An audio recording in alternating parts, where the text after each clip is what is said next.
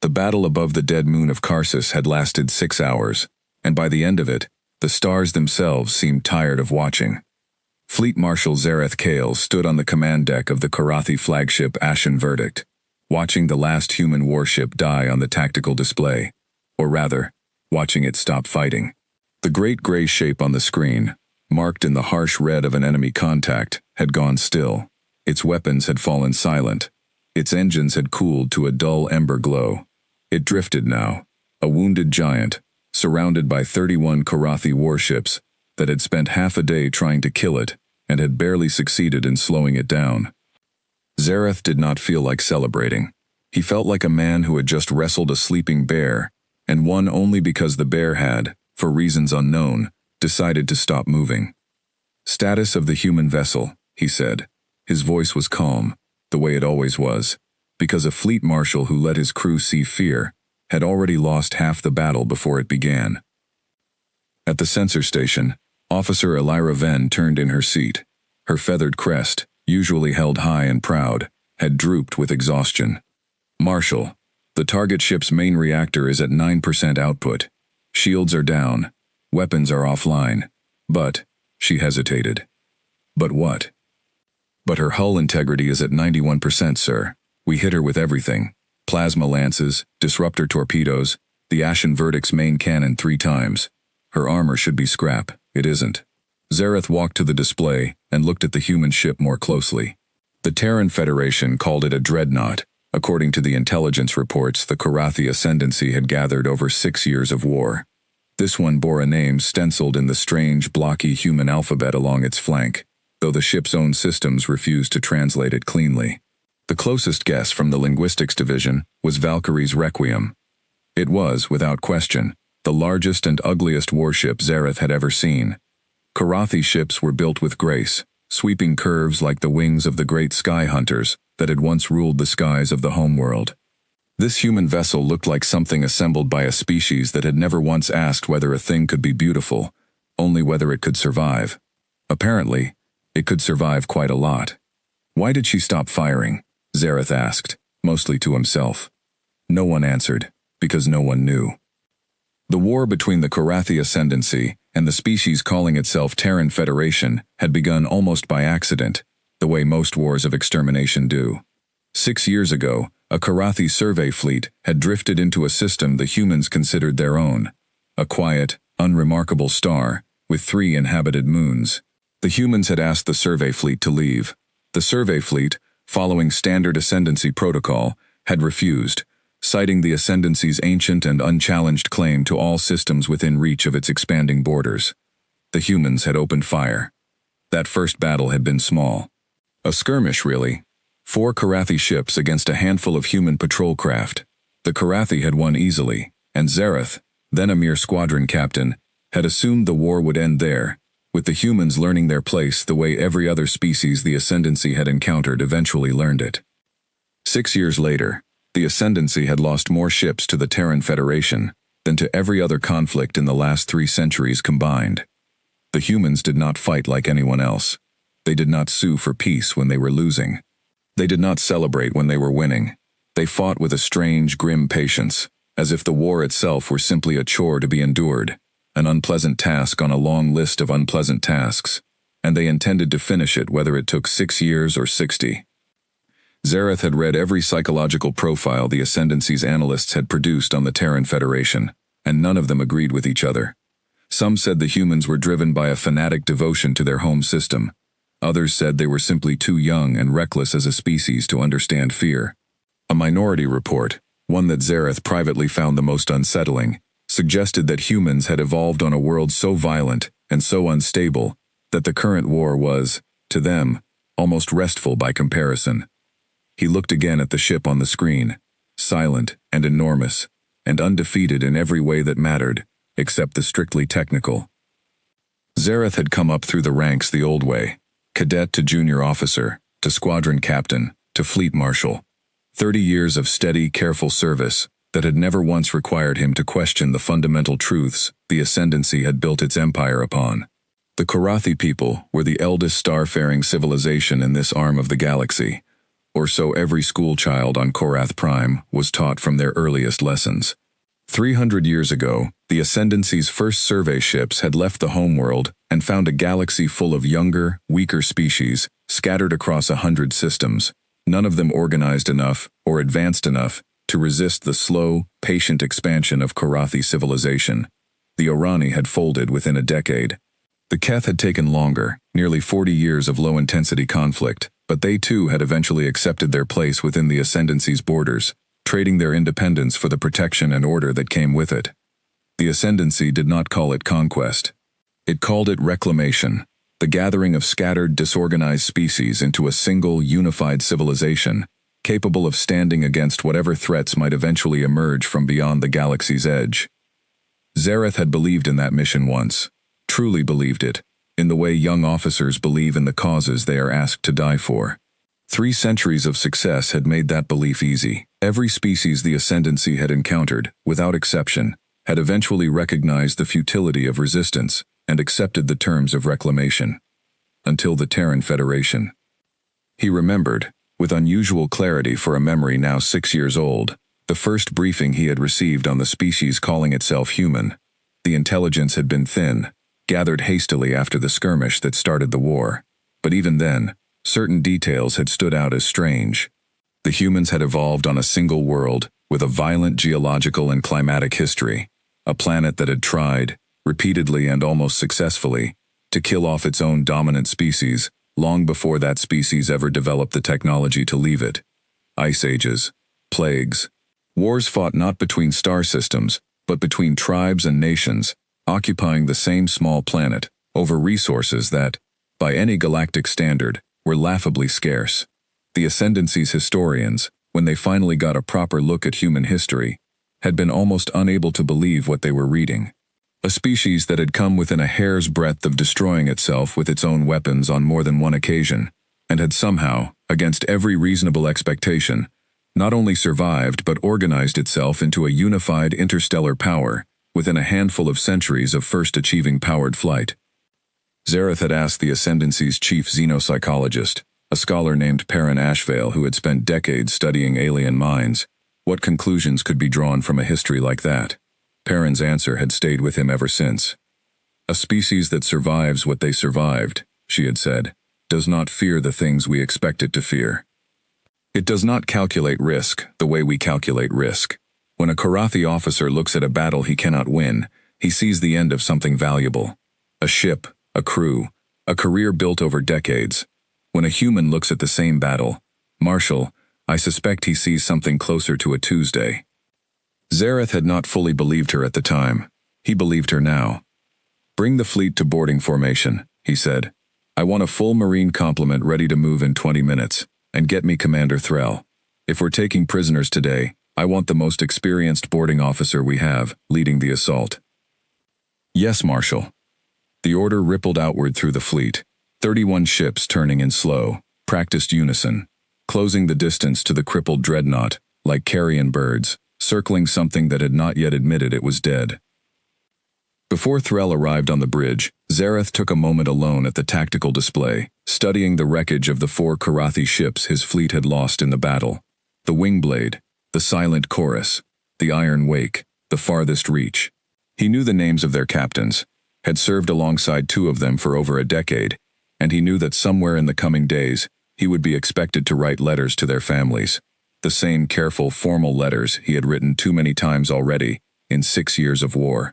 He wondered, not for the first time, what it would take for either side to simply stop, and he found, as he always did, that he had no answer worth writing down. Commander Threll Vantor had boarded 11 enemy vessels in his career, 3 of them human. He did not enjoy it. Boarding actions against the Ascendancy's other rivals, the soft-bodied Orani or the brittle-shelled Keth, were dangerous, but predictable. You breached the hull, you moved through the corridors in tight formation, you subdued or killed anyone who resisted, and it was over in an hour. Boarding a human ship was different. Humans did not surrender cleanly. They booby-trapped their own corridors. They fought from cover with a kind of vicious creativity that Threll's combat instructors back on Korath Prime had never prepared him for. On his second human boarding action, a wounded human sailor with no weapon, and half his own blood already spilled across the deck, had thrown himself bodily at a Karathi Marine, screaming something in his own language, buying 3 seconds for his crewmates to escape down a side corridor. 3 seconds, purchased with the last of his own life, for people he could not have known would survive the war anyway. Threll had never forgotten that. He respected it, in the strange way a soldier respects an enemy who fights well, even as he despised what it meant for his own casualty reports. He remembered his first boarding of a human vessel too, a small transport ship captured almost a year into the war, back when the Ascendancy still believed this conflict would end quickly, the way every other conflict in Karathi memory had ended. That transport had carried a crew of 6, and every one of them had fought until they could no longer stand, even a young engineer who could not have been more than 20 years old by human reckoning, who had thrown wrenches and loose tools at armored Marines twice her size, because it was the only weapon left within her reach. She had died doing it. Threll had stood over her body afterward, trying to understand what could possibly compel a person to fight so hard for a cause that was, by any rational measure, already lost, and he had never found a satisfying answer. His own culture prized survival, prized the wisdom of knowing when to yield so that one might live to fight another day, under better circumstances. The humans, as far as he could tell, prized something else entirely, something closer to the idea that the manner of one's resistance mattered more than its outcome. It had made them extraordinarily difficult to fight, and even more difficult to truly defeat. You could destroy a human ship, you could kill a human crew, but something about the act of doing so never quite felt like victory, not the clean, decisive victory the Ascendancy's military doctrine promised. It always felt, instead, like you had simply survived an encounter that had cost you more than it should have, against an enemy who had never once, in 6 years of war, given you the satisfaction of watching them break. Now he stood at the head of 200 Marines, in the boarding shuttle bay of the Ashen Verdict, running a final check on his armor's seals, and he found himself hoping, absurdly, that this human crew would simply surrender. Commander. His second, a broad-shouldered Karathi named Uves, approached with a data slate. Long-range scans of the human ship are complete. Reactors nearly dead. Life support is failing on 6 of their 11 decks. Whatever's left of the crew, if any of them are still alive, they're crammed into the forward third of the ship. Weapons emplacements? All offline. No detected charge in any turret. No active shield harmonics. Marshal Kale's tactical staff is calling it a hard kill. She's not fighting back because she can't. Threll studied the readout for a long moment. Something about it nagged at him, though he could not have said exactly what. In 11 boarding actions, he had learned to trust the small, wordless feeling that came before every fight, the sense of a held breath somewhere in a ship that was supposed to be dead. He did not feel a held breath here. He felt something stranger. He felt watched. Doesn't matter, he said finally, because a soldier who hesitated too long in front of his own troops was a soldier who lost their confidence. Full assault protocol. We breach at 4 points simultaneously. Decks 2, 5, 7, and 9. Secure the bridge and engineering first. Everyone else, we take alive if we can. And if we can't? Threll looked at the image of the ship one more time, its long gray hull scarred but unbroken, drifting silent among the wreckage of 30 hours of battle. Behind it, faint and distant, the debris of at least 4 Karathi warships still glowed with the dying light of their own reactors, ships that this single dreadnought had killed before the rest of the fleet finally wore it down. Then we don't, he said. But I don't think it'll come to that. Something about this ship feels finished, Uves. Like it already did what it came to do. Uves frowned, his crest twitching with the particular motion that meant confusion among the Karathi. It came to lose a battle it was always going to lose? I don't know, Threll admitted, but I intend to find out. The boarding shuttles launched 20 minutes later, streaking across the gap between the fleet and the crippled dreadnought, in a formation that had been refined over 3 centuries of Ascendancy warfare. Threll rode in the lead shuttle, watching through the viewport as the human ship grew larger and larger, its scarred hull filling the entire window, close enough now to see the pockmarks where Karathi weapons fire had scored the armor without ever quite breaking through. Up close, the ship was even stranger than it had looked on the tactical display. There was no elegance to it, no attempt at the kind of aesthetic beauty that Karathi shipwrights considered essential to any vessel worth building. It was a machine built purely for function, every angle chosen because it worked, and for no other reason. And yet there was something in that brutal honesty that Threll found himself almost admiring. It was a ship that did not care what anyone thought of it. It only cared whether it survived. The breaching charges detonated on schedule, 4 bright flashes along the Dreadnought's hull, and the Marines poured through into the darkness beyond. Threll's team entered through Deck 7, into a corridor, lit only by the dim red emergency lighting that suggested the ship's main power grid was all but gone. The air that flooded in through his helmet sensors was thin and cold, laced with the smell of burnt metal and something else, something coppery, that his translator software flagged as human blood, though there was less of it than he would have expected after a battle this fierce. "Spread out," he ordered over the comm. "Report anything. Report everything." The Marines moved forward in practiced silence, weapons up, scanning every shadow and side corridor. Threll had expected resistance. He had expected traps, ambushes, the kind of desperate last stand that human crews were known for. Instead, he found nothing. No bodies, no blood trails leading to hidden survivors, no sabotage, no self-destruct countdown ticking somewhere in the dark. Just an empty corridor, and another beyond it, and another beyond that, as if the entire crew had simply vanished. They passed a mess hall, tables bolted to the floor, chairs still tucked neatly into place, as if the crew had simply stepped out mid-meal and intended to return. They passed an armory, its weapons racks empty, every last sidearm and rifle accounted for and removed, which struck Threll as odd. A crew preparing to make a desperate last stand would have armed itself to the last soul. This crew had apparently done the opposite, stripping their own ship of weapons before their enemy ever arrived, as if combat itself had never been the point of staying aboard at all. They passed a medical bay, spotless, fully stocked, entirely unused, no sign that it had treated a single casualty during 6 hours of brutal combat. Threll paused there longer than he meant to, running his scanner over the room twice, because a ship that had taken the kind of damage this one had should have filled that room with wounded within the first hour of fighting. Either the crew had been extraordinarily fortunate, or something about how this battle had actually been fought did not match what his own sensors had recorded from the outside. "Commander," Uves said over the comm, his voice carrying a strange note Threll had rarely heard from his second in 11 years of service together. "I don't think this crew was ever trying to survive the fight the way we survive a fight. I think they were trying to survive long enough to do something else, and I don't like not knowing what that something else was." Threll said nothing, because he shared the feeling, and had no better words for it than Uves did. It was Uves who found the first sign of life, a faint heat signature on his scanner, 30 meters ahead, past a bulkhead door that had been welded shut from the inside. "Contact," he reported, behind a sealed door, reads as multiple humans. No weapon signatures. Threll approached the door and placed a hand against its cold metal surface. Somewhere beyond it, faint but unmistakable, he could hear voices. Human voices, low and calm. None of the panic he would have expected from survivors trapped aboard a dying warship. He keyed his translator device and spoke into the door's comm panel, using the crude but functional human language protocol the Ascendancy had developed over 6 years of war. "This is Commander Threll Vantor, of the Korathi Ascendancy. Your ship has been defeated.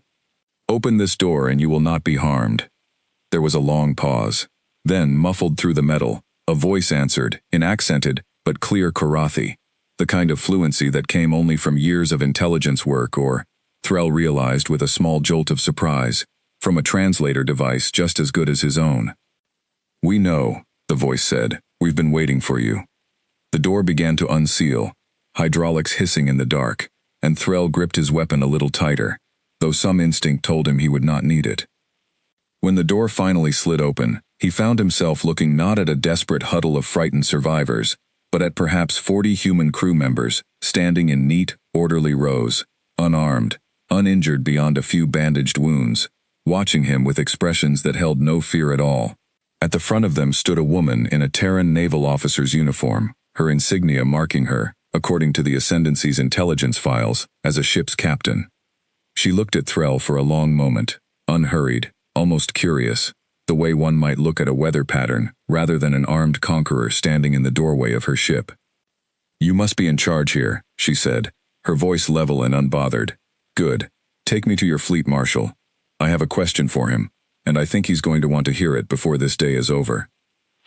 Threll stood very still, his weapon still raised, and felt for the first time since the battle began that terrible, familiar sensation of a held breath in a ship that was not supposed to have one left.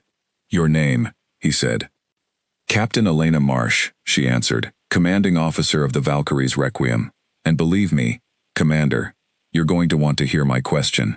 Fleet Marshal Zareth Kale received the report from the boarding party, with the same calm he brought to every piece of news, good or bad. It was a discipline he had spent 30 years perfecting, the ability to hear anything at all and let no part of his face show what he felt about it. But when Commander Threll's voice came through the comm and described what his Marines had found aboard the Valkyrie's Requiem, Zareth found that discipline tested more than it had been in a long time. Say that again, he said. 41 survivors, Marshal. All accounted for. All in good order. Sheltered in a sealed section near the ship's core. No resistance. No sabotage. Their captain is asking to speak with you directly. She says she has a question for you. A question. Her exact words, Marshal. Zareth looked around the command deck of the Ashen Verdict. His officers had gone quiet, listening, and he could see in their postures the same unease that had settled into his own chest, like a stone dropped into still water. A crew of 41, aboard a warship the size of a small city, after 6 hours of brutal combat that had cost the Ascendancy 4 ships and hundreds of lives. Where was the rest of the crew? Terran Dreadnoughts of that class carried complements in the thousands, according to every intelligence estimate the Ascendancy had ever produced. Where is the rest of her crew, Commander? There was a pause on the other end of the comm, the kind of pause that told Zareth the answer was not going to be a comfortable one. We don't know, sir. The ship's internal logs are locked. Their captain won't say. And Marshal, Threll's voice dropped slightly, as if he were choosing his next words with unusual care. I don't think she's frightened. None of them are. I've boarded human ships before. I've seen human prisoners. They're always frightened. Even the brave ones. Even the ones who don't show it. This crew isn't frightened at all. It's like they expected this exact outcome. Zareth thought back to the report he had filed with Fleet Command 4 days ago, before the battle had even begun, when Ascendancy scouts first detected the Valkyrie's Requiem drifting alone near the edge of the Karsus system. He had called it an opportunity. A lone Terran Dreadnought, far from any supporting fleet, presenting itself for capture, almost as if inviting attack. He remembered writing those exact words, inviting attack, and dismissing the thought as fanciful the moment it occurred to him, because no rational commander would ever offer an enemy such a gift. He had assumed, as any Karathi officer would have assumed, that the ship was simply unlucky, caught alone by misfortune or mechanical failure, and that the Ascendancy would be foolish not to seize the advantage while it lasted. He was beginning to suspect that his own caution, the one moment of doubt he had allowed himself before dismissing it, had been the only correct instinct he'd had all week. Zareth let that sit for a moment. 6 years of war had taught him many things about the Terran Federation, but the one lesson that had never stopped being true was this. Humans did nothing by accident. Every tactic, every strange choice on the battlefield, that had once looked like desperation or poor training, had eventually revealed itself to be deliberate. The Ascendancy's analysts had learned that lesson at a terrible cost, ship by ship, battle by battle. Bring the captain to the Ashen Verdict, he said finally. Under guard, but treat her with respect. And Commander, have your medical officers examine the ship's crew quarters. I want to know exactly how many people were supposed to be aboard that vessel, and how many berths are empty. Understood, Marshal. While the shuttle carrying Captain Marsh made its slow journey across the gap between the two fleets, Threll sent a second report from aboard the Valkyrie's Requiem, and this one troubled Zareth even more than the first. The ship's crew quarters, according to Threll's Marines, had berths for over 3,000 personnel, and every single one beyond the 41 occupied by the skeleton crew had been cleared out completely, not abandoned in haste, the way a crew might flee during an evacuation, leaving behind personal effects and half-finished meals. Cleared out with the same methodical thoroughness Zareth's own quartermasters used when decommissioning a vessel for long-term storage. Beds stripped, personal lockers emptied.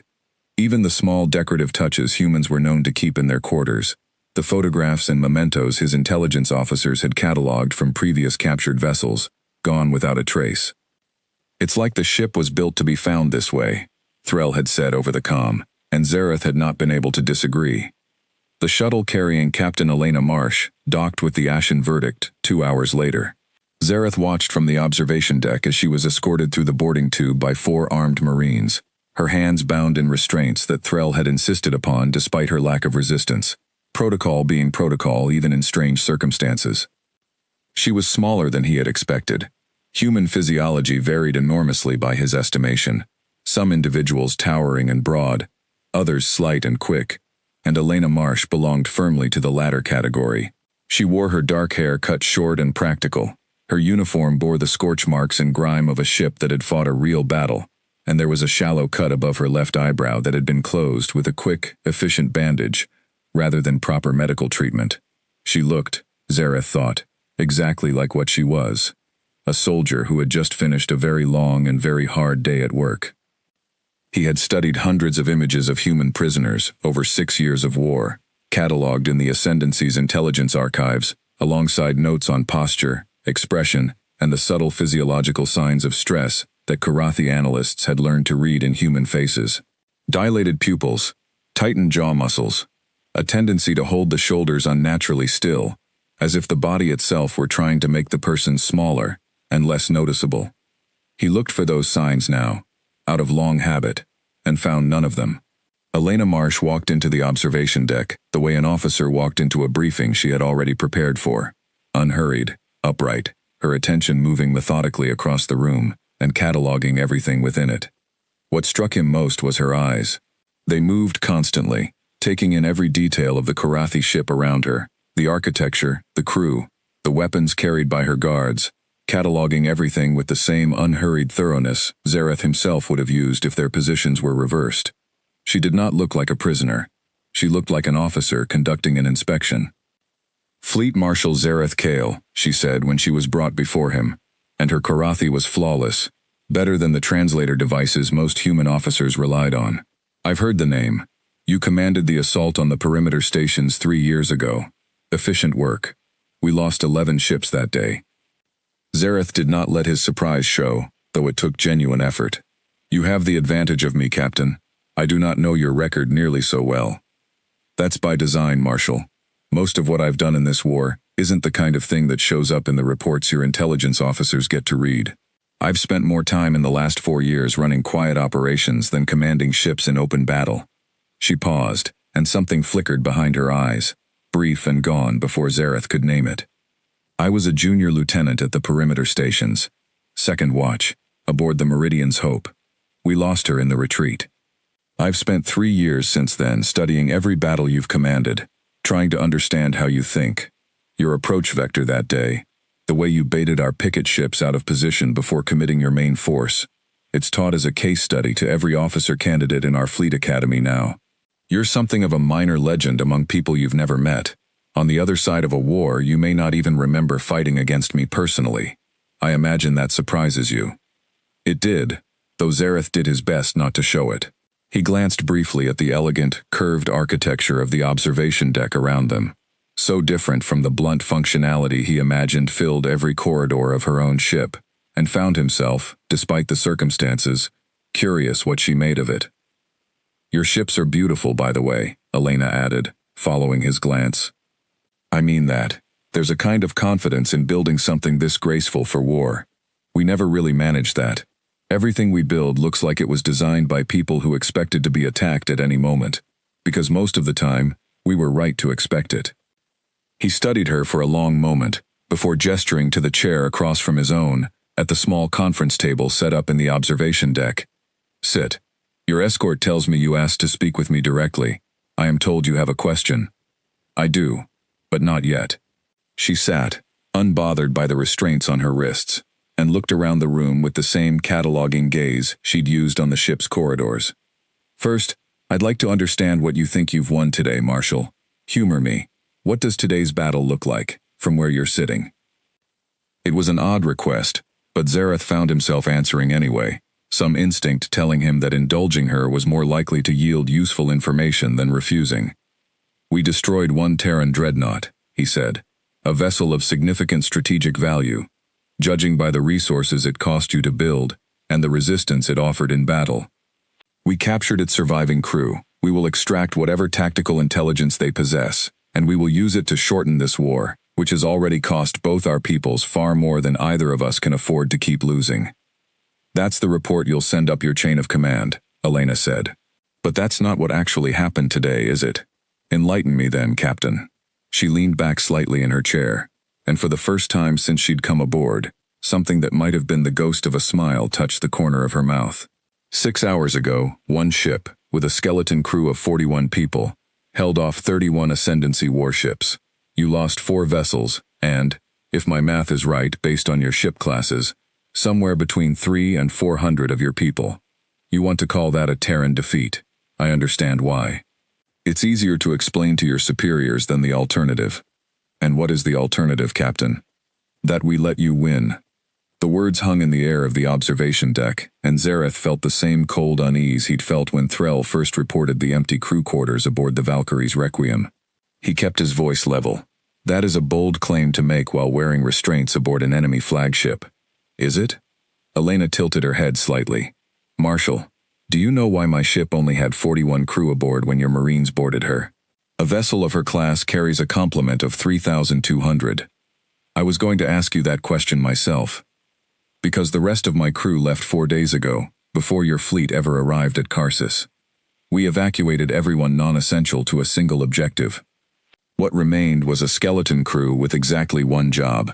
Keep this ship fighting long enough, and in exactly the right pattern, for your entire fleet's sensor logs, weapons signatures, shield harmonics, and communication protocols to be recorded in full detail by systems your engineers haven't found yet, because they weren't looking for them. They were looking for weapons and life signs, not for a ship that came here to watch, not to win. Commander Threll reported that your crew quarters were cleared with unusual precision, Zareth said slowly. Not abandoned, cleared, the way we decommission a vessel for storage. That's exactly what it was, Marshal. We didn't want your boarding party finding anything that looked like panic or improvisation. Every detail of this ship, right down to the empty lockers, was meant to tell a specific story. A story about a crew that expected to lose and had already made peace with it. Elena's voice remained level, almost clinical. We wanted your analysts to conclude exactly what they're probably concluding right now, that this was a defensive stand by a crew with nowhere left to run. We needed you to believe that story completely. Because the moment you started looking for anything else, you might have looked in the right direction and found the second ship before she finished her work. Zareth sat very still. Around the observation deck, his officers had gone silent, listening, and he could feel the temperature of the room change in a way that had nothing to do with the ship's environmental controls. You're telling me this ship was a trap? I'm telling you this ship was a listening post with guns attached, Marshal, and it did exactly what it was built to do. For 6 hours, it recorded everything about how 31 Ascendancy warships fight when they believe they're facing a single crippled target with nothing left to lose. Every weapon frequency. Every shield modulation, every formation change your captains made when they thought the battle was already won. We have all of it. And why? Zareth said slowly. Would you tell me this? Because that's not my question. Elena's expression didn't change, calm and level as it had been since she first came aboard. My question is something else. Something I need you to answer honestly. Because the honest answer determines what happens to the 41 people you have locked in a holding cell somewhere on this ship right now. And Marshal, I'd think very carefully before you decide not to answer it. Zareth looked at her for a long moment, this small, unarmed, uninjured woman who had just calmly informed him that his fleet's entire tactical signature had been catalogued and transmitted somewhere he could not yet imagine. And he felt, for the first time in 6 years of war, something he had not expected to feel from an enemy who had just lost her ship. He felt afraid. Ask your question, Captain, he said. Not yet, Elena said, and there was something almost gentle in the way she said it, the way a teacher might speak to a student about to learn a hard lesson. First, I want you to walk with me to your bridge, and I want you to look at your fleet's sensor logs from the last 6 hours. I think you'll find something interesting in the data, something your own crews haven't noticed yet, because they were too busy fighting to look for it. What am I looking for? Elena Marsh looked past him, out through the observation deck's viewport, to the dark stretch of space, beyond where the wreckage of 4 Karathi warships still drifted, cooling in the black. "You're looking for the second ship," she said quietly. "The one that's been sitting 40 light minutes away this entire time, watching everything your fleet just did. She's not crippled, Marshal. She's not defeated. And she's been recording every single thing you just showed her for the last 6 hours." Zareth felt the floor of his certainty shift beneath him, and for the first time since the Valkyrie's requiem had gone silent, he understood that his fleet had not won a battle today. It had walked into one. Around him, the bridge crew of the Ashen Verdict had gone very still, the particular stillness of soldiers who sense, before they fully understand, that something has gone badly wrong. Zareth was aware of Yves standing near the tactical console, his crest flattened tight against his skull, and of Alira Ven's hands hovering motionless over her controls, as if she had forgotten, for a moment, what she had been about to do. "Escort Captain Marsh to a secure holding cell," Zareth said finally, though even as he gave the order, he felt how hollow it sounded, a formality performed because protocol demanded it, rather than because he believed it would accomplish anything useful. "Full guard detail, no communications access." "Of course, Marshal," Elena said, rising from her chair without protest, as calm in defeat, or in whatever this strange, sideways version of defeat actually was, as she had been in every other moment since coming aboard. "For what it's worth, I don't intend to cause you any trouble. I've already done what I came here to do. Everything else is just waiting." "Waiting for what?" She paused at the threshold of the observation deck, flanked by her guards, and looked back at him with an expression that Zareth would spend a long time afterward trying to properly translate into something his own species' emotional vocabulary could describe. "For you to understand what today actually was, Marshal," she said. "I think you're closer than you realize. I'll see you again soon. Ask your sensor officer to check the logs. You won't like what she finds, but you need to see it before I ask my question, or you won't understand why I'm asking it at all." The guards led her away, and Zareth stood alone on the observation deck for a long moment, replaying the conversation in his mind, searching for anything he might have missed, any thread he could pull that would unravel her story into something less alarming than it appeared. He found nothing. Every detail she had offered had been consistent, unhurried, delivered with the flat certainty of someone who had rehearsed this exact conversation many times before, in preparation for many different possible officers she might have found waiting on the other side of that sealed door. He thought of the letters he still needed to write to the families of the Wingblade, the Silent Chorus, the Iron Wake, and the Farthest Reach, and wondered, with a cold and unfamiliar dread, whether he was about to add a great many more names to that list before the day was finished. The taste of something bitter settled into the back of his throat as he turned and made his way toward the bridge, already dreading whatever Alira Ven was about to show him. The bridge of the Ashen Verdict had gone quiet in a way Zareth had never experienced in 30 years of service. Officers who normally called out readings and updates in the crisp, practiced rhythm of a well-drilled crew now spoke in low voices, if they spoke at all, as if raising their voices might somehow make the thing Elena Marsh had told them more real than it already was. Zareth stood at the main sensor console with Alira Ven beside him, watching as she pulled the fleet's full sensor logs from the last 6 hours, and began the slow, careful process of searching for anything the automated threat detection systems might have dismissed as background noise. "There," Alira said after almost 20 minutes, her voice tight. Around them, the rest of the bridge crew had abandoned any pretense of focusing on their own stations, drawn instead toward the growing knot of officers gathered around the sensor console. Zareth did not order them back to their posts. There would be time for discipline later. Right now, every soul on this bridge needed to understand exactly what had happened to them today, because whatever decisions came next would require every officer under his command to act with clear eyes rather than wounded pride. "Marshal, look at this." She pulled up a faint contact, buried deep in the sensor data, a shape so far from the main battle that the fleet's automated systems had flagged it as debris and moved on. But it was not debris. It held a stable position, 43 light minutes from the battle at Karsus, and its energy signature, faint as it was, matched the profile the Ascendancy had on file for a Terran heavy cruiser. "How long has it been there?" "Based on the drift pattern and the Doppler shift on its engine emissions, sir." "It arrived roughly 4 days ago, around the same time, according to Captain Marsh, that the Valkyrie's Requiem evacuated most of her crew." Zareth closed his eyes for a moment, doing the math that every officer on the bridge was already doing in their heads. A second ship, sitting silent and undetected at the edge of sensor range, watching the entire battle unfold, recording everything. And if it had arrived 4 days ago, that meant the Terran Federation had known, or at least strongly suspected, that the Ascendancy's 9th Reclamation Fleet would come to Karsus, and had prepared for it well in advance. He thought of every battle report he had filed in 6 years of war, every confident tactical assessment, built on the assumption that the Ascendancy understood, at least in broad strokes, how the Terran Federation made its decisions. He thought of the countless briefings where Ascendancy analysts had described human military doctrine as reactive, born of necessity rather than long-term planning, a species fighting a defensive war, one crisis at a time, because it lacked the resources and the reach to do anything more ambitious. He had believed that assessment. He had built his own strategy around it, trusting that the humans, for all their tenacity and individual engagements, were fundamentally improvising their way through a war they had not chosen and could not fully control.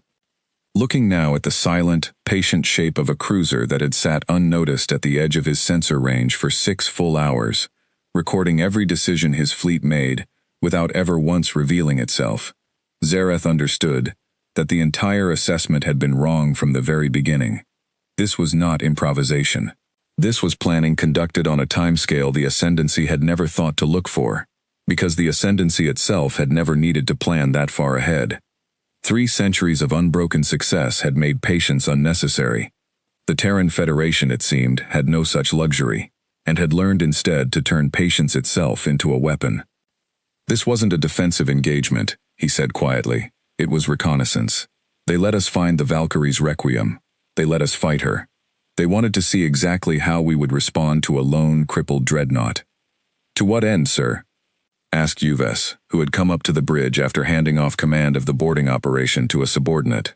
What could they possibly learn from watching us defeat one ship that they couldn't learn from any other engagement in this war? It was Elena Marsh, still standing under guard near the bridge entrance, who answered. Everything, she said, and every head on the bridge turned toward her. May I speak, Marshal? Zareth considered refusing, considered having her removed back to a holding cell, where she could not watch his officers absorb the scale of what had just happened to them.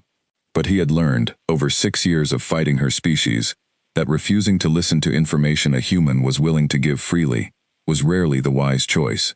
Humans did not waste words. If she wanted to talk, it was because talking served some purpose of her own, and understanding that purpose mattered more than his own discomfort. Speak, he said. Elena stepped forward, her guards tensing but allowing it, and looked out at the ruined wreckage of the Karathi ships still visible through the forward viewport. You've been fighting this war for 6 years, she said. In that time, how many full fleet engagements have you had against us?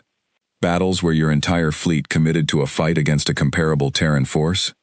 Zareth thought about it. Perhaps a dozen. And in every one of those battles, both sides were fighting to win, which means both sides were also fighting to survive. Nobody takes unnecessary risks in a battle they're trying to live through. Nobody reveals their full capability, because revealing everything means giving the enemy information they can use against you next time. War is a negotiation conducted with weapons, Marshal. Both sides always hold something back. She turned to face him directly. But what happens when one side stops holding back? What happens when one side sends a ship that has already decided it isn't going to survive, and simply lets the enemy do whatever the enemy is going to do, with nothing held in reserve? The bridge was silent. You get the truth, Elena said. Not a negotiated performance of your fleet's capabilities. The truth. How your ships actually behave under 6 hours of sustained combat. Which of your captains break formation early, and which ones hold their nerve until the end. How your shield technicians respond when their harmonics start to fail under repeated fire. How your Marines behave when they think they're about to find a defenseless enemy waiting for them, and how they behave differently when they find something else instead. Her eyes flicked briefly toward Threll, who had just arrived on the bridge, and stood listening, with an expression that had gone very still. We didn't send a ship to fight you today, Marshal. We sent a ship to study you. And your entire fleet spent 6 hours giving us a live demonstration of exactly how the Karathi Ascendancy fights when it believes it has already won. Zareth felt something cold settle in his chest, a feeling he recognized, distantly, as the specific fear of a commander who realizes he has been outmaneuvered not on the battlefield but somewhere further back, in the planning that came long before the first shot was fired. "Why," he said slowly, "would your Federation risk a dreadnought and 41 of your people simply to gather intelligence you could have obtained through smaller, less costly means?" "Because it wasn't just about your fleet's tactics, Marshal." Elena's voice remained level, but something in her expression shifted, something that Zareth, after 6 years of trying and failing to understand human psychology, could not quite name. It might have been sorrow. It might have been something closer to pity. "It was about you, specifically." Fleet Marshal Zareth Kale, commander of the 9th Reclamation Fleet, the man who has personally defeated more Terran vessels than any other Ascendancy officer in this war. "Our analysts have been trying to build a psychological profile on you for 2 years, and every model they built kept coming back inconclusive. So Fleet Command decided the only way to get a real answer was to give you exactly what you wanted. A crippled ship you could not resist attacking, and watch what you did with it." "And what did you learn?" For the first time since coming aboard, Elena Marsh hesitated, just slightly, before answering. "We learned that you're careful," she said. "That you don't take unnecessary casualties if you can avoid it. That you gave the order to board, rather than destroy the ship outright, even though destroying it would have been faster and safer for your fleet, because you wanted prisoners you could interrogate, rather than corpses you couldn't. That tells us something important about you, Marshal. It tells us you're the kind of commander who believes information is worth more than an easy kill. It tells us you're patient." She paused. "And it tells us you're the kind of officer your Ascendancy will keep promoting, right up until you're the one making the decisions that matter most." "Which is exactly the outcome we were hoping to confirm."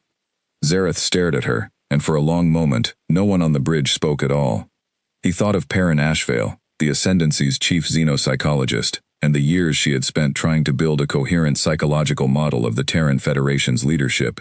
He remembered a conversation with her, more than a year ago now, in which she had described the strange, frustrating difficulty of profiling human commanders using Karathi analytical methods. "We build our models the way we build everything else," she had told him, slowly, carefully, from the outside in. "We watch how a species behaves under pressure and infer the values underneath the behavior. The trouble with the humans, Marshal, is that their behavior under pressure seems to change depending on what they've decided the pressure is for. A human fighting to survive behaves one way. A human fighting to buy time for someone else behaves an entirely different way. And a human who has already decided the outcome of a battle doesn't matter, because the battle itself was never really the point, behaves in a way that looks almost nothing like combat as we understand it. We keep building models assuming we're watching the first kind of human. I am becoming increasingly convinced that we are, more often than not, actually watching the third." He had not fully understood what she meant at the time. He understood it now, standing on his own bridge, having just been told that an entire battle he believed he had won was, in truth, a carefully engineered psychological study, conducted specifically upon himself. "You wanted to know what kind of man I am," he said finally, "so that you would know what kind of man you'd be fighting years from now, when I command something larger than a single fleet." "Yes." "And the ship at the edge of sensor range. The cruiser that's been watching all of this. What is it doing now?" A murmur passed through the officers gathered near the sensor station, quickly suppressed, but not quickly enough for Zareth to miss the particular note of unease buried within it. He understood the feeling, because he shared it. In 6 years of war, the Ascendancy had grown accustomed to thinking of itself as the more sophisticated combatant, the elder civilization patiently correcting the mistakes of a younger, more chaotic species. To learn that the younger species had been studying them just as carefully, perhaps more carefully, and for purposes far more calculated than mere survival, unsettled something fundamental in how every officer on this bridge understood their place in this war. Elena Marsh looked at him, and this time, there was no hesitation at all in her voice, only the flat, certain calm of someone reciting a fact she had known for a long time, and had simply been waiting for the right moment to share. "Transmitting," she said. "Everything it recorded, back toward the nearest relay station, and from there, back to Terran Federation Command. Fleet compositions, weapon signatures, shield frequencies, and a complete tactical profile of you personally, Marshal Kale. All of it. Right now, while we're standing here talking, that data is already 3 light minutes closer to reaching people who are going to study it very, very carefully. Threll stepped forward slightly, his expression unreadable behind the composed mask of a career soldier, though Zareth had known him long enough to recognize the tightness at the corners of his eyes. "Captain Marsh," he said, "you said 41 of your crew stayed behind, knowing what this ship's role was. Knowing it might mean their deaths.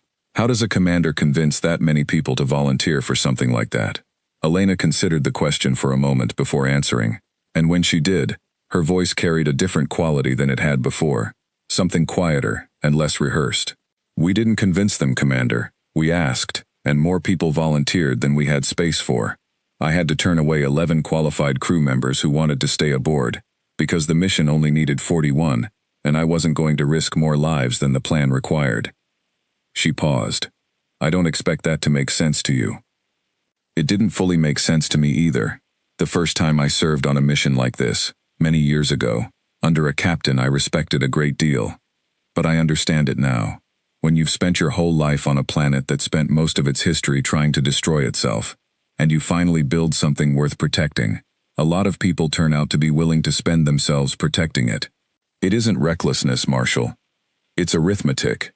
41 lives risked today, if it shortens this war by even a single year, saves far more than 41 lives on both sides before it's finished."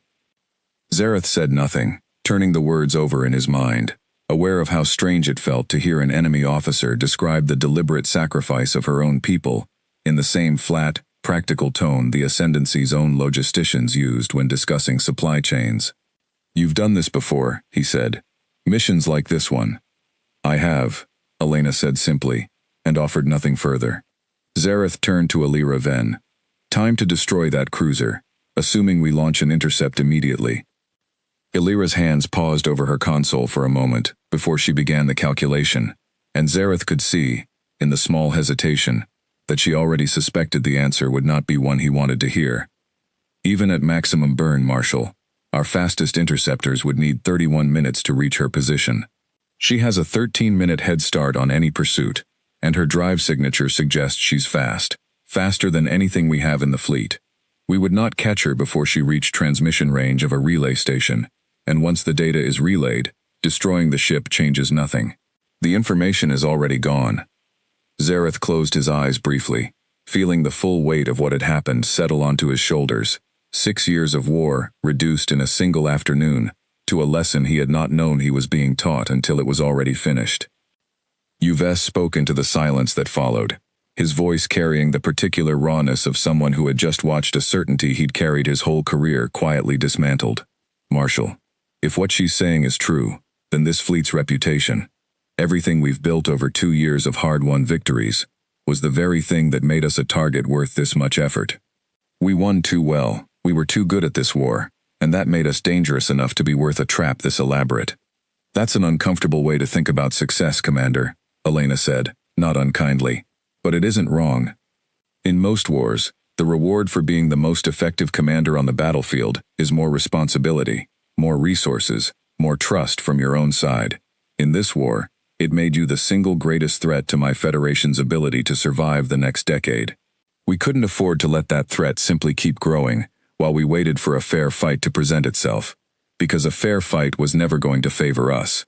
So we built an unfair one instead, and we built it around you specifically, Marshal, because you were the problem worth solving first."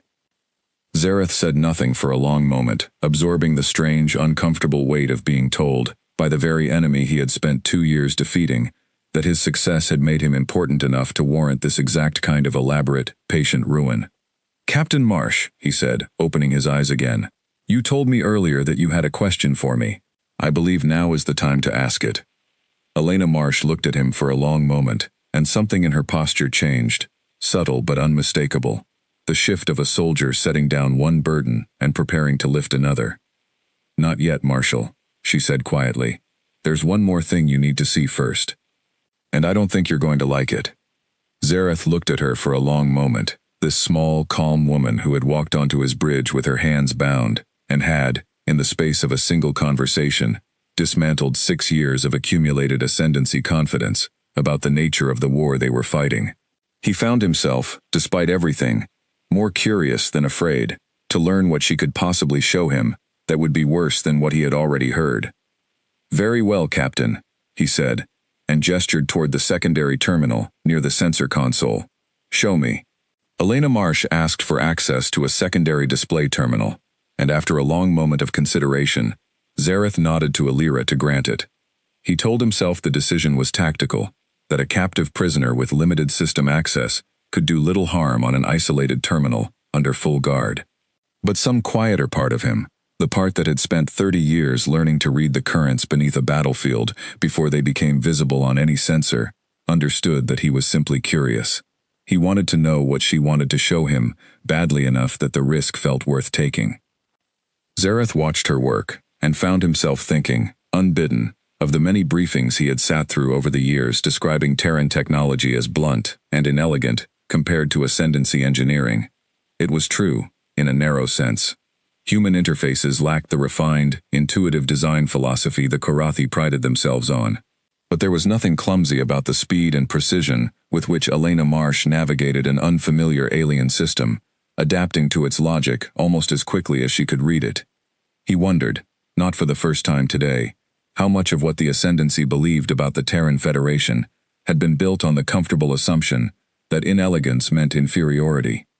She typed for a moment, her bound hands moving with the practiced efficiency of someone who had spent years working with unfamiliar systems under pressure, and then she stepped back and let the display fill with a star chart. "This is the Karsus system," she said, "and everything within 4 light hours of it. I'm going to show you something your sensors haven't detected yet, because it isn't close enough for your equipment to see. But it will be." A cluster of icons bloomed into existence at the edge of the chart. Dozens of them, arranged in a formation Zareth recognized immediately from 6 years of hard-won intelligence reports. Terran Federation warships. Not a raiding party, not a scouting force. A fleet. "That," Elena said, "is the Terran Federation's second home fleet. 44 vessels, including 6 dreadnoughts of the same class as the Valkyrie's Requiem, currently under the command of Admiral Renata Cole. They translated into this system's outer system 11 hours ago, running silent, and they have been waiting there ever since." Zareth stared at the chart, feeling the bridge grow very quiet around him. 11 hours. Before the battle even began. "Before the battle began," Elena confirmed. "Marshal, I need you to understand something about how my Federation has been fighting this war, because I don't think your intelligence services have fully grasped it yet, and I think that failure is going to cost your people a great deal, if it isn't corrected today. You have been treating every battle in this war as an isolated event, a tactical problem to be solved on its own terms. Win the engagement, hold the system, move to the next objective. That's how the Ascendancy has always fought its wars, hasn't it? System by system, battle by battle, patient conquest. It is a method that has served us for 3 centuries, Zareth said, and he heard the defensiveness in his own voice and did not try to hide it. "I know," Elena said, and there was no mockery in her voice, only something that sounded almost like patience, the particular patience of someone explaining a hard truth to a colleague rather than an enemy. "And it worked, for 3 centuries, against species who fought the same kind of wars you did, one system at a time, one battle settling the fate of the next. My Federation doesn't have the luxury of fighting that way, Marshal. Earth is one system.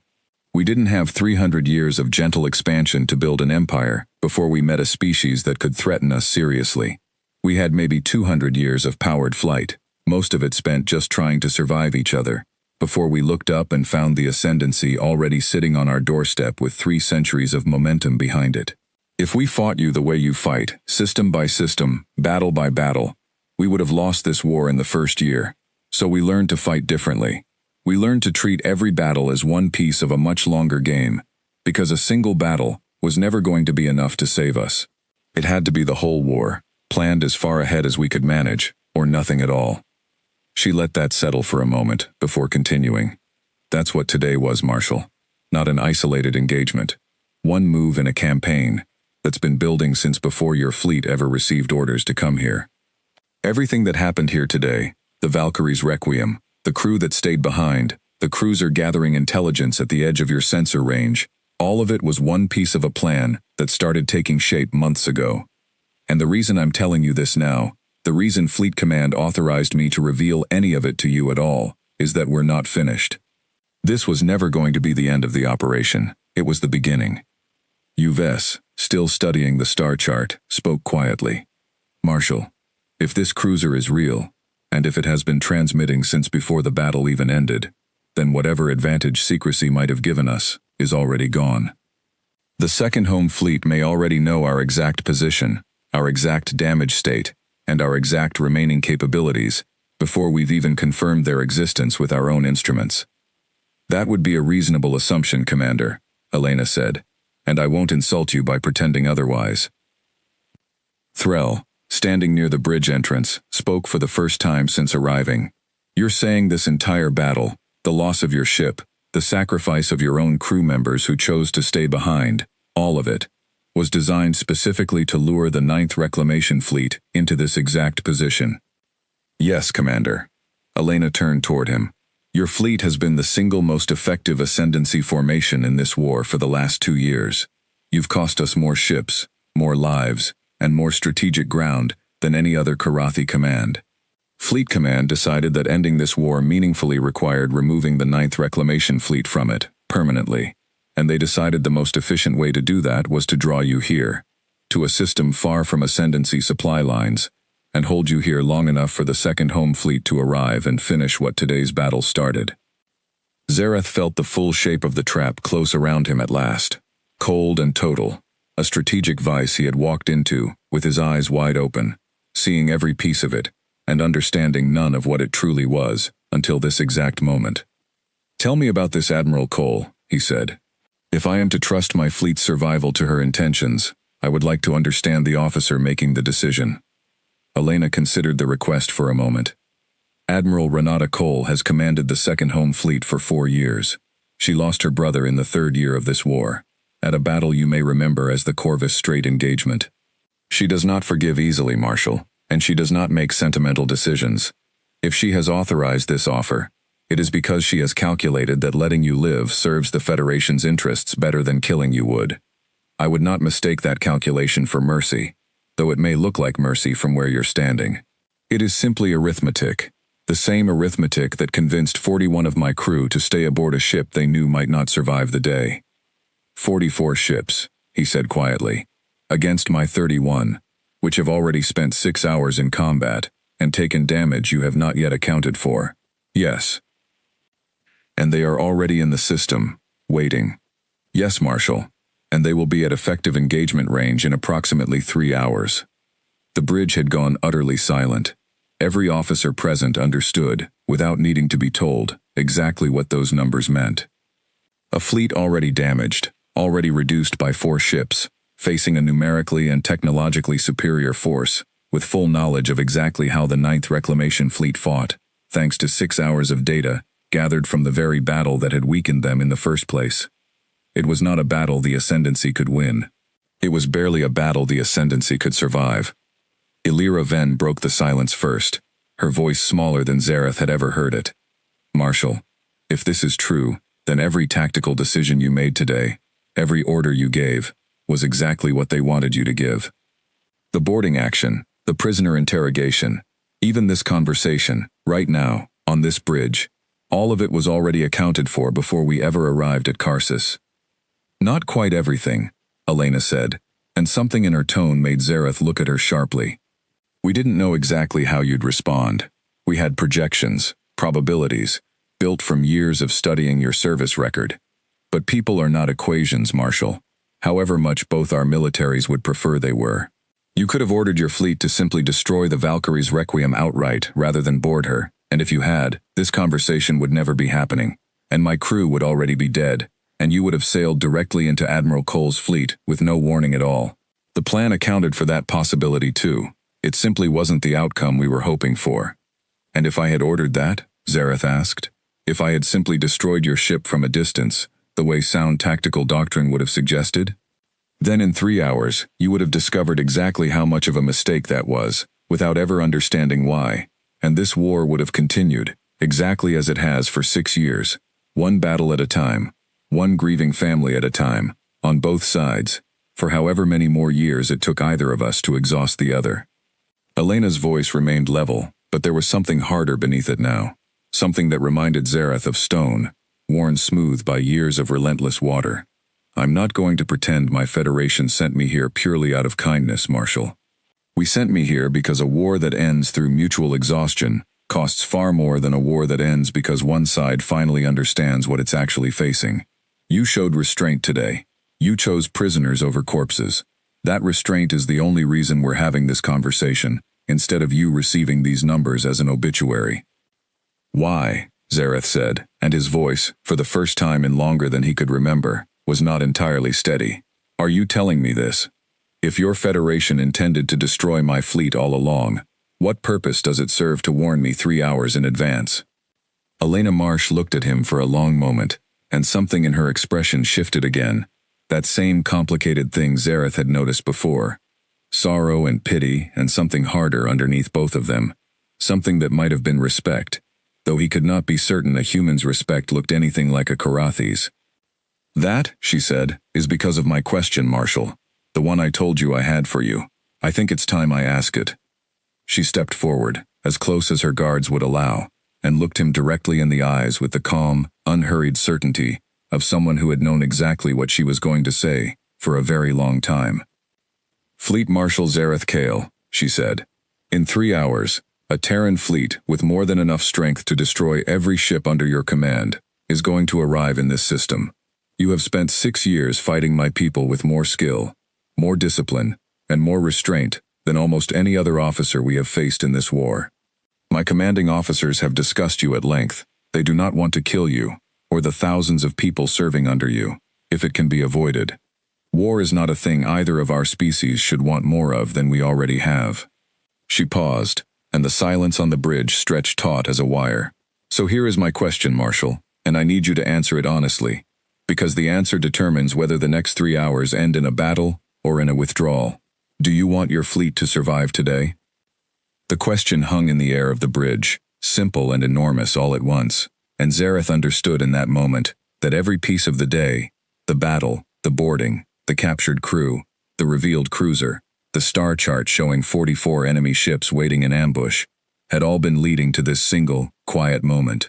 Not a trap meant only to destroy him, a trap meant to force a choice. No one on the bridge moved. Even the ambient hum of the Ashen Verdict system seemed to fade into the background, leaving only the weight of the question and the small, unhurried woman who had asked it, standing calmly among 200 Marines and a bridge full of officers who could have ended her life with a single order, and showing no more concern about that fact than she had shown about anything else since coming aboard. Uves broke the silence, his voice low. Marshal, this could be a bluff, a final gambit from a captured officer, trying to save her own life and the lives of her crew. We have no proof any of this is true, beyond what she's told us, and what our own sensors happen to catch at the edge of their range. That's a fair point, Commander, Elena said, before Zareth could answer. I'd raise the same objection in your position, but consider this. If I'm lying, the cost of believing me is a tactical withdrawal that costs you nothing but pride, and you can always return to this system another day, under better circumstances. If I'm telling the truth, and you choose not to believe me, the cost is 31 ships and every person aboard them. Those are not equal risks, Marshal. I'd ask you to weigh them accordingly. Zareth said nothing for a long moment, turning the two possibilities over in his mind, with the same careful deliberation he brought to every decision that had ever mattered. A bluff, humiliating but survivable. Or the truth, verified by nothing more than a star chart on a borrowed terminal, and the unshaken calm of a woman who had not once, in every strange and unsettling hour since his Marines found her waiting behind a sealed door, given him any reason to believe she was anything other than exactly what she claimed to be. Threll spoke quietly from where he stood near the bridge entrance. Marshal, if I may, in 11 boarding actions against Terran vessels, I have never once caught a human officer in an outright lie about troop strength or fleet positions, even under circumstances far more desperate than this one. They withhold information freely. They mislead through silence and omission constantly. But I have never known one to fabricate a specific, falsifiable number when the truth would serve them just as well or better. If Captain Marsh says 44 ships, I believe there are 44 ships. Zareth weighed his old friend's counsel alongside everything else the day had taught him, and found that it settled something in him that had been unsettled since the moment Threll's first report came through the comm. If I say yes, he said slowly, what happens?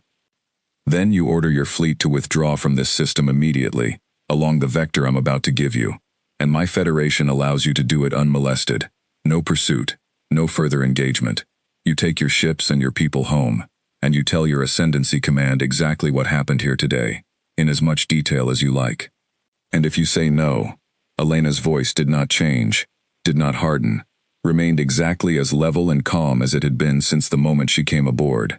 Then in 3 hours, Admiral Cole's fleet arrives, and we finish what today's battle started, and very few of the people currently serving under you see tomorrow. Zareth looked around his bridge, at the officers who had served him loyally through 6 years of a war that had cost the Ascendancy more than any conflict in 3 centuries, and he understood, with a clarity that felt like ice water down his spine, that Elena Marsh had not come aboard his ship to threaten him. She had come to offer him a choice that his own people, in 3 centuries of patient, unstoppable conquest, had rarely bothered to offer anyone at all. Zareth stood on the bridge of the Ashen Verdict for a long moment, saying nothing, while 31 ships full of Karathi sailors waited, unknowing, for a decision that would determine whether they lived to see their homeworld again. Every instinct trained into him across 30 years of service told him to refuse. The Ascendancy did not retreat. The Ascendancy did not negotiate with enemies who had already defeated one of its fleets in the field. 3 centuries of unbroken expansion had been built on a single, unshakable principle, that the Karathi people did not yield ground, not to threats, not to superior numbers, not to anyone. To withdraw now, to order his fleet home, with its tail between its legs because a human captain had shown him a star chart and asked him a question, would be a humiliation that would follow him for the rest of his career, if his career survived the reporting of it at all. He thought of the founders of the Ascendancy, the first survey captains whose portraits hung in the officer academies on Korath Prime, men and women who had never once, in the official histories, been described as retreating from anything. He had grown up on stories of their unbroken resolve, their willingness to accept losses rather than yield ground, and he had built his own career on the assumption that this resolve was the very thing that had made the Ascendancy great. To break from that tradition now, in the face of a threat he could not even fully verify with his own instruments, felt like betraying every officer who had ever worn the uniform before him. But Zareth had also spent 30 years learning to separate pride from wisdom, and somewhere beneath the wounded weight of his own ego, a colder, clearer part of his mind was already doing the only calculation that actually mattered. 31 ships, already damaged, facing 44 undamaged Terran vessels with complete knowledge of his fleet's tactics, his shield frequencies, his weapon signatures, and his own personal command tendencies, all gathered over the last 6 hours specifically for this engagement. It was an execution that had not yet been carried out. He thought of his crew. He thought of Uves, who had a mate and 2 hatchlings waiting for him on Korath Prime. He thought of Illyra Ven, barely out of her officer training, who had fought with more composure today than veterans twice her age. He thought of the thousands of names on the fleet's roster, each one a person who would live or die, based entirely on whether he let 3 centuries of institutional pride override 30 years of his own hard-earned judgment. Captain Marsh, he said finally, if I order my fleet to withdraw, and my superiors ask me why, what am I meant to tell them? The truth, Elena said simply, that you were outmaneuvered by a superior force, that continued engagement would have resulted in the total destruction of your fleet, with no meaningful benefit to the Ascendancy, and that you made the decision every competent commander is supposed to make when a battle can no longer be won. Marshal, no one who understands strategy will fault you for surviving today. The only people who will fault you are the ones who have never had to make this choice themselves, and their opinion should matter to you a great deal less than the lives of the people under your command. Zareth looked at her for a long moment, this small, calm, unarmed woman, who had just spent the last several hours systematically dismantling every assumption the Ascendancy had built about the Terran Federation over 6 years of war, and he found himself asking the question that had been sitting unspoken beneath everything else since she first came aboard. Why would your Federation extend this mercy at all? You have just told me you had the strength to destroy my entire fleet. Military doctrine, by any standard I have ever studied, suggests you should simply do it. Remove a dangerous enemy commander and his most effective fleet from the war entirely. Why offer me a way out? Elena's expression, for the first time since she'd come aboard, showed something that looked almost like tiredness, the particular exhaustion of someone who had been asked this question, or one very much like it, more than once before. Because we've been fighting wars like this since before we ever left our own solar system, Marshal, she said quietly. Wars that started as arguments over borders and turned into generations of grief because nobody was willing to offer the other side a way to stop fighting that didn't look like surrender. My Federation has learned, at a cost I don't think your people would fully understand even if I explained it to you, that the wars which end quickly are the ones where somebody, at some point, decides that winning completely matters less than winning enough. We don't need to destroy your fleet today, Marshal.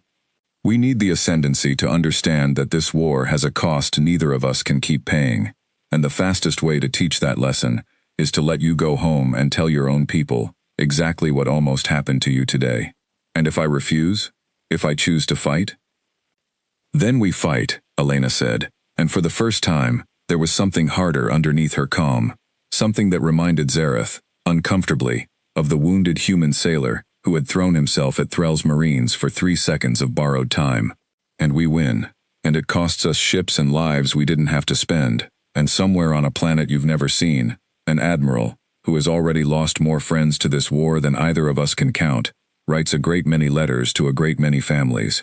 We would rather not do that today, Marshal, but we will, if that's the choice you make. Zareth turned away from her, toward the viewport, and looked out at the dark, silent stretch of space, where the wreckage of 4 of his ships still drifted among the cooling ruins of a battle that suddenly felt smaller and stranger than anything he had understood it to be while he was fighting it. Somewhere out there, 40 light minutes distant and closing, a fleet of 44 Terran warships was waiting to see whether the 9th Reclamation Fleet would fight or flee. And somewhere further still, a lone cruiser was carrying every secret of his fleet's tactics toward a relay station that would put that data into the hands of the people who would fight the ascendancy tomorrow, and the day after, and every day after that until the war finally ended, one way or another. He thought of 3 centuries of ascendancy pride, and he thought of Uvessa's hatchlings, and he found, in the end, that the choice was not nearly as difficult as 30 years of training had led him to believe it would be. Illyra, he said, turning back to his sensor officer. Signal the fleet. Prepare for immediate withdrawal. Best possible speed. Heading for ascendancy space along the vector Captain Marsh is about to provide us. A ripple of shock passed visibly across the bridge. Officers exchanging glances they thought their marshal could not see, but no one questioned the order. Illyra's hands moved to her console, and within moments, the signal was going out to all 31 ships of the fleet. Threll watched the order transmit with an expression Zareth could not fully read, somewhere between relief and disbelief, the look of a man who had spent the last several hours mentally preparing himself for a battle he now would not have to fight. He approached Zareth quietly, away from the rest of the bridge crew, and spoke in a low voice meant for no one else. Marshal, for what it's worth, I think you made the right call. I've boarded enough human ships to know when something doesn't add up, and everything about today added up exactly the way Captain Marsh said it would. If she'd wanted us dead, she had 100 easier ways to accomplish it than talking to us for 3 hours. That is a generous assessment, Commander, and I hope it proves correct, Zareth said, but I would ask you to keep your generosity quiet for the time being. There will be officers in Fleet Command who see this decision very differently, and I do not intend to make their case for them by having my own subordinates publicly endorse it before we've even cleared the system. Understood, Marshal. Zareth watched the tactical display as, one by one, the ships of the 9th Reclamation Fleet began falling into formation, their damaged hulls turning slowly away from the wreckage of the battle and the dead moon of Karsus, accelerating toward the vector Elena Marsh had provided. It was, by any measure he could think to apply, the strangest order he had given in 30 years of service, and yet it felt, in the moment of giving it, less like weakness than like the first genuinely clear thought he'd had since the battle began. Elena Marsh watched him for a moment, and something in her posture eased, just slightly, the particular relaxation of someone who had been carrying a weight she had not expected to be allowed to set down. Thank you, Marshal, she said. "Do not thank me, Captain," Zareth said, and his voice was quieter now, stripped of the formal authority he had used throughout their conversation. "I have just ordered the retreat of my entire fleet, on the word of an enemy officer, based on evidence I cannot independently verify, because the alternative was gambling with the lives of every person under my command. History will not remember this kindly, whatever the truth of it turns out to be. History remembers winners, Marshal," Elena said. "And in 6 years, I've learned that the officers who survive long enough to keep fighting are usually the ones who understand that surviving today is what makes tomorrow's victory possible. You'll get another chance to fight us. I imagine you're not looking forward to it, and honestly, neither am I. But it won't be today, and it won't be here, and 41 people who serve under me, and thousands who serve under you, get to go home because of it." The 9th Reclamation Fleet withdrew from the Karsus system 11 minutes later, 31 ships forming into retreat formation and accelerating away from the dead moon and the wreckage of the battle that had nearly cost them everything. Zareth watched the tactical display until the last of his ships had cleared the system boundary, and only then did he allow himself to feel the full weight of what had happened settle into his shoulders. Elena Marsh and the 39 surviving members of her skeleton crew were transferred to a Terran shuttle 2 hours later, released under the terms of the arrangement she had negotiated, her restraints removed, her weapons and effects returned. Before she left the Ashen Verdict, she paused at the airlock and turned back to face Zareth one final time. "For what it's worth, Marshal," she said, "I meant what I said earlier. My commanding officers respect what you've done in this war. If this conflict ever ends the way most conflicts eventually do, at a negotiating table instead of a battlefield, I suspect you'll be one of the people sitting at it. I'd rather that be the case than the alternative. And if it does not end that way?" Elena's expression did not change, calm and steady, as it had been since the first moment Threll's Marines found her waiting behind a sealed door with no fear in her eyes at all. "Then I imagine we'll see each other again, Marshal," she said. "And next time, neither of us will have the luxury of a question." The shuttle departed 20 minutes later, carrying Captain Elena Marsh and her crew back toward the Terran Federation's second home fleet, waiting at the edge of the system, and Fleet Marshal Zareth Kale stood alone on the bridge of the Ashen Verdict, watching it go, and understood that the war he had spent 6 years fighting had just changed into something far larger and far stranger than anything the Ascendancy's analysts had ever predicted. Aboard the shuttle, Elena Marsh sat quietly among her surviving crew, watching through the small viewport as the Karathi fleet began its slow, orderly withdrawal from the Karsus system. One of her junior officers, a young lieutenant named Okafor who had spent the entire battle running damage control in the Valkyrie's Requiem's lower decks, leaned over and asked her the question that had clearly been on his mind since the moment they were released. "Did you know he'd say yes, Captain, before you ever asked him?" Elena considered the question for a while before answering, watching the last of the Karathi ships fade into the darkness beyond the system's edge. "I thought there was a good chance," she said. "Admiral Cole's staff ran the projections for weeks before we ever launched this operation, and Marshal Kale came out consistently as the kind of commander who values his people over his pride. But no, Lieutenant, I didn't know. Nobody ever really knows. Not with something like this. You build the best plan you can, and then you trust the arithmetic, and you hope the person on the other end of it turns out to be exactly as reasonable as the numbers suggest he should be." She looked back out at the empty stretch of space where the 9th Reclamation Fleet had been. Today he was. That won't always be true, but today it was enough.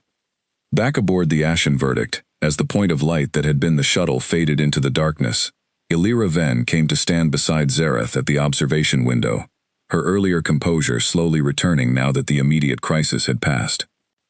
"Marshal, may I ask you something?" "You may." "Do you believe her? Everything she told us, the Second Fleet, the intelligence gathering, all of it? Or do you think we simply frightened ourselves into retreating from a threat that might not have been as large as she claimed?" Zareth considered the question for a long time before answering, watching the point of light that had been Elena Marsh's shuttle disappear entirely into the vastness beyond the system's edge. "I believe her," he said finally. "Not because I could verify every detail she gave us, though our own sensors confirmed enough of it to satisfy me. I believe her because of the way she said it. In 6 years of this war, I have listened to a great many prisoners tell a great many stories designed to save their own lives. Fear makes people talk quickly, makes them overstate, makes them promise things they cannot deliver. Captain Marsh did none of that. She told us exactly what she wanted us to know, in exactly the order she wanted us to know it, and she never once raised her voice or asked us for anything on her own behalf. That is not the behavior of someone bluffing for survival, Alira. That is the behavior of someone executing a plan that was designed to work whether we believed her immediately or not. And if you're wrong, then I have made an error that will follow me for the rest of my career, and possibly end it, Zareth said. But I would rather be remembered as the marshal who retreated from a fight he could not win, than as the marshal who led 31 ships, and everyone aboard them into a battle he was warned about, and chose to ignore. Illyra said nothing further, and together, they watched the empty stretch of space where the shuttle had been, until the fleet's course finally carried the Karsus system beyond the range of even the Ashen Verdict's most sensitive instruments. Word of what happened at Karsus spread through the Ascendancy's fleet command within days, and the reaction was not what Zareth had expected. There was no court-martial, no formal censure, though there were plenty of officers who whispered that there should have been. Instead, Fleet Command quietly began revising every strategic assumption it had built about the Terran Federation over 6 years of war, and for the first time since the conflict began, serious voices within the Ascendancy's leadership began asking a question that would have been unthinkable a year earlier. Not how to defeat the humans, but whether defeating them was truly what victory required at all. 3 weeks after the fleet limped home to the shipyards orbiting Korath Prime for repairs, Zareth received a summons to speak with Perrin Ashvale, the Ascendancy's chief xenopsychologist, whose warning about human commanders he had failed to fully credit until it was almost too late. She met him in a quiet office overlooking the capital's harbor district, and she did not ask him for a formal debrief. She asked him, instead, to simply tell her what it had felt like to sit across from Elena Marsh and be told, calmly and without malice, exactly how thoroughly he had been outmaneuvered. It felt, Zareth said, after a long moment of consideration, like meeting someone who had already read the book of my own career before I had finished writing it. Perrin nodded slowly, as if this confirmed something she had long suspected but never been able to prove. That is, I think, the truest thing anyone has told me about the Terran Federation in 6 years of trying to understand them. We have been treating this war as a contest between two militaries, Marshal. I am increasingly convinced it is something closer to a contest between two different relationships with time itself. We measure our strength in the moment. They measure theirs, in the shape of consequences that haven't happened yet. Is there a way to fight an enemy like that? I don't know, Perrin admitted. But I suspect the ones among us who survive this war will be the ones who learn to ask that question honestly, rather than assuming the answer must simply be more ships and more courage. You asked that question at Karsus, Marshal, whether you meant to or not. That is more than most of your colleagues have managed. Zareth kept command of the 9th Reclamation Fleet. He fought other battles after Karsus, some won, some lost, the ordinary grinding rhythm of a war that showed no sign of ending soon. But he never forgot the calm, unhurried certainty in Elena Marsh's voice when she asked her question, and he never forgot the lesson underneath it, one that no Karathi commander had ever needed to learn in 3 centuries of unbroken conquest. That an enemy who could have destroyed you completely, and chose instead to let you go home, was not an enemy who had grown weak. It was an enemy who had already decided, long before the battle ever began, exactly how much of a war they were willing to fight, and exactly when mercy served their purposes better than victory.